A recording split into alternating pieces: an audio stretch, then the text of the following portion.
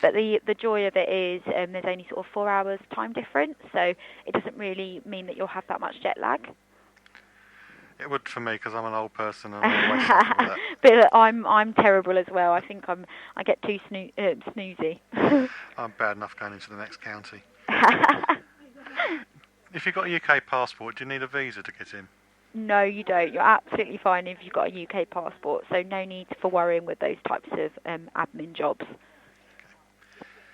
It's a little bit chilly here in the UK now and a bit drafty yesterday. But oh, goodness, yeah. What's the weather like and when's the best time of year to go? So with they sort of say the rainy season is between December to March. But again, it depends on what you're going on holiday for. So if you're looking for sort of a beach holiday, you can go pretty much all year round.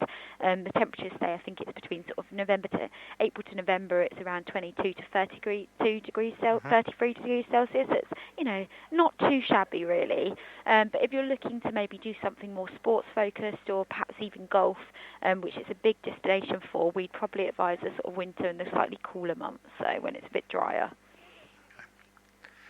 So any time really, if you don't want to do nothing. Exactly, yeah. It's an all-round destination, so. As well as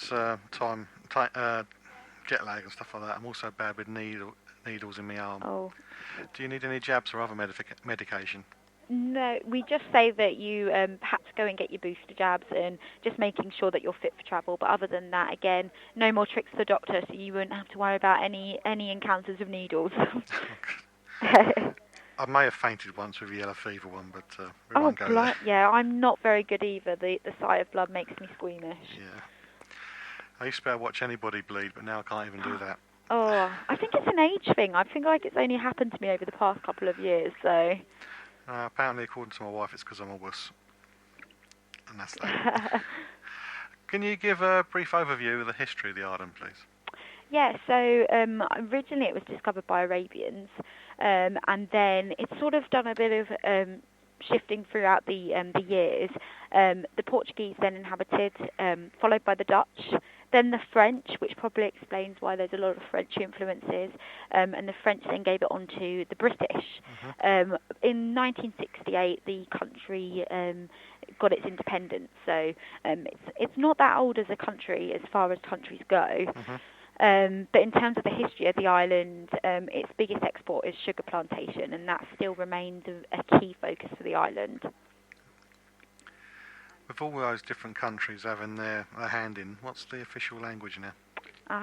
So the official language is English, but then you'll also get bits where there's French and Creole, but in the Mauritius version, Creole sort of encounters all the Indian Ocean islands, but it would just be specific to those guys. As a destination, is it really adults only, or is it good for families as well? Not at all. We definitely promote it as a great family destination as well. There's a number of reasons why that is. Firstly, there's no sort of nasty, so you don't need to worry about like sort of malaria or any sort of insects and things like that. Another thing is the choice of facilities with the hotels, all of them pretty much with interconnecting rooms and kids clubs.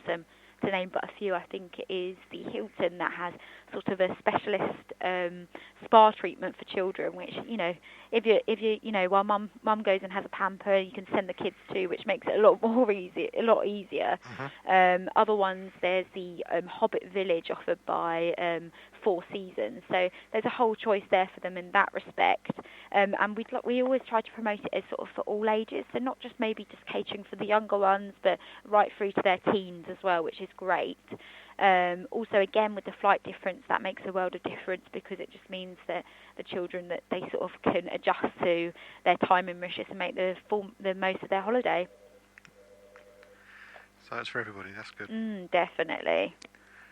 If somebody's only been to the Caribbean when it comes to an island as a long haul destination, how does Mauritius compare to a Caribbean holiday?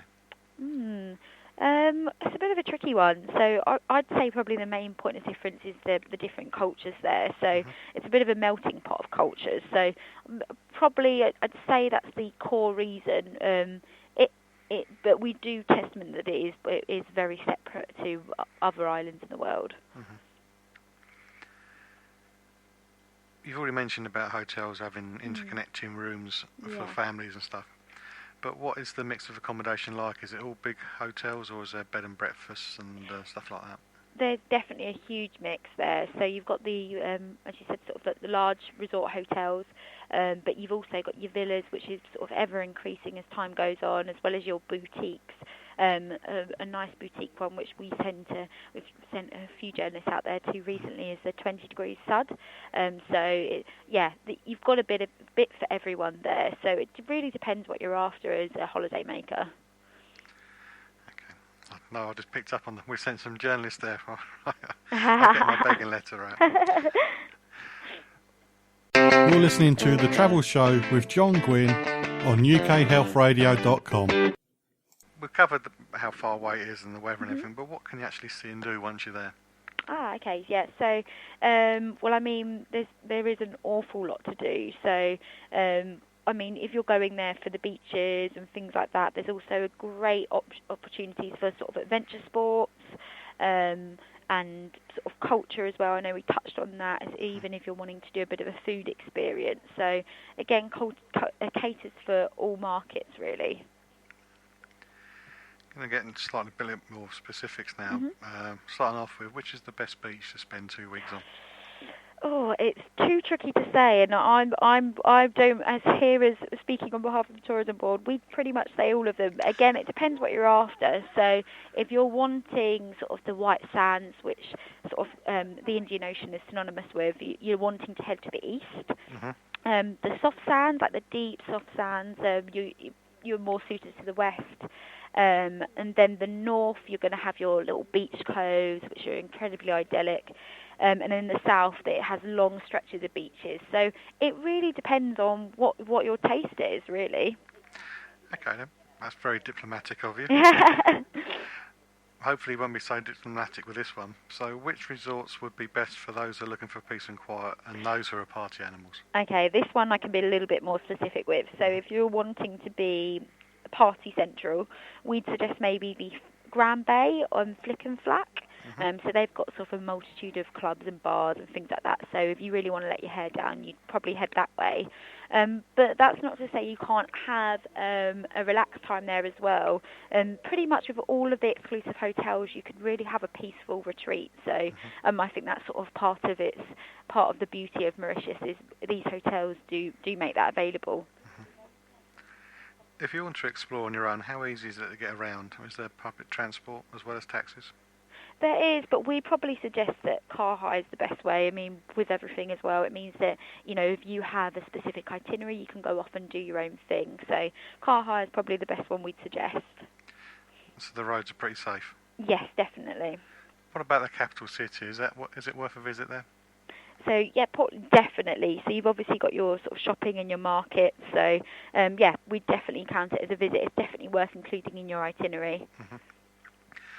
Is it somewhere you could spend a few nights, or is it just pop in there from the beach?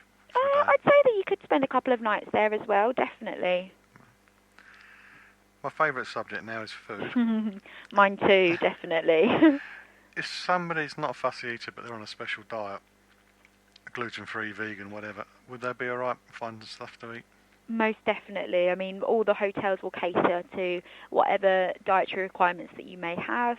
But in terms of if you're a bit of it, they also have a multiple of different cuisines there. So as you probably would have gathered from the different inhabitants it's had over the years, this has obviously affected its food choices. So it's got a bit of a mix of Indian, Chinese, French, and English. So not all together, not one of these crazy fusion cultures, but there's something for everyone.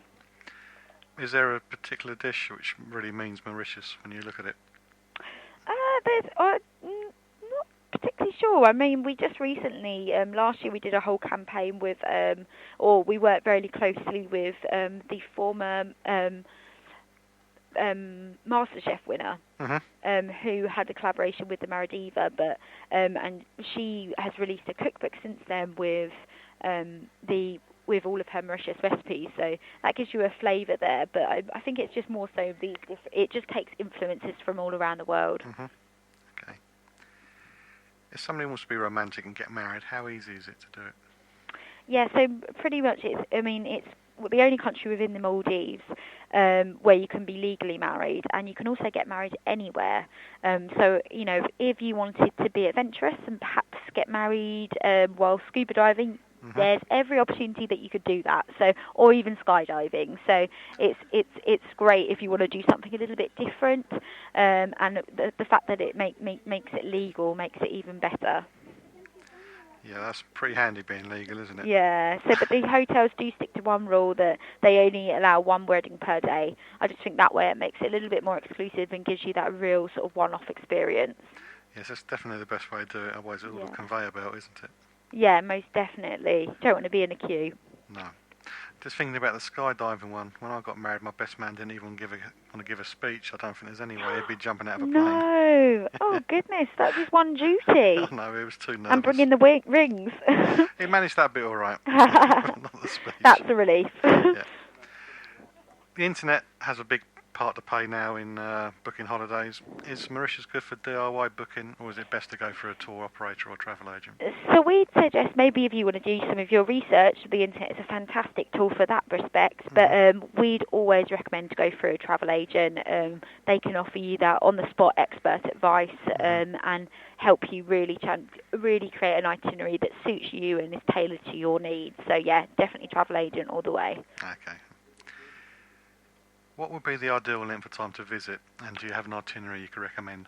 Again, the itinerary, I think that's really bespoke to your own choices. If you're interested in sort of romantic, you could do just a beach, the adventure side of things, or cultural or food. It really depends on your taste.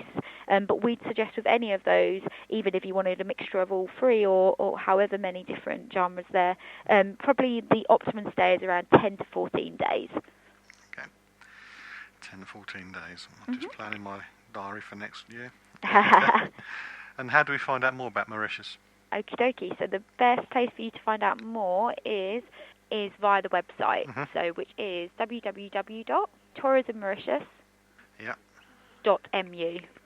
So that's Tourism Mauritius with a dash in between. Oh, with a dash. Tourism Mauritius. Yep. And everything you need to know is on there, is it? It is indeed, yeah.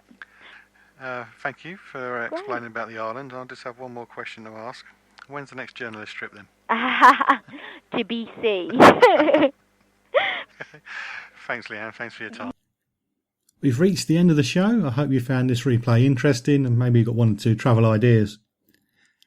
If there's anything you'd like to see or would like to hear covered on the show, you can contact me at facebook.com/John Guinn Travel Show. Or you can search me out on Twitter, and my Twitter name is @holiday_hut. And maybe next week I'll tell you all about my 50th birthday celebrations.